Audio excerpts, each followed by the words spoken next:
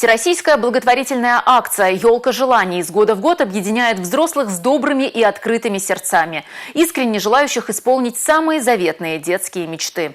Сразу два руководителя центрального аппарата МВД России в уходящем году сняли с новогодней елки шары с пожеланиями двух мальчиков из Чувашии. И благодаря им в преддверии самого светлого праздника в году из рук полицейского Деда Мороза ребята получили заветные подарки. За волшебством наблюдала сотрудник пресс-службы министерства Марина Сергеева. Так, вот этот.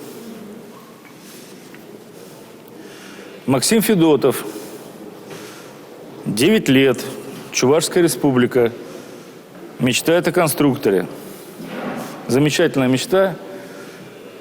Я думаю, Максим, ты обязательно получишь этот конструктор. Счастливого тебе Нового года. Всего самого доброго.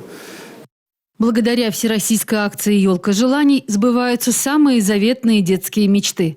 Волшебство для семьи Федотовых из Чебоксар началось с сообщения об исполнении желаний старшего сына. Заветный конструктор школьнику передали в МВД по Чувашской республике, куда его вместе с мамой и сестренками домчали на служебных автомобилях ГИБДД.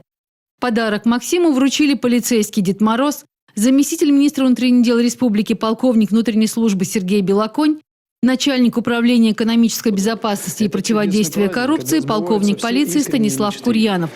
Сладкие подарки и игрушки достались всем.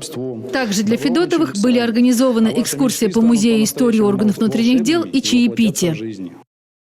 Степан Афанасьев, 6 лет, Чуваша, мечтает о шведской стенке. Степан, у тебя будет шведская стенка. Надеюсь, она поможет тебе вырасти сильным, ловким и здоровым. С наступающим Новым годом! Спортивный комплекс был незамедлительно приобретен.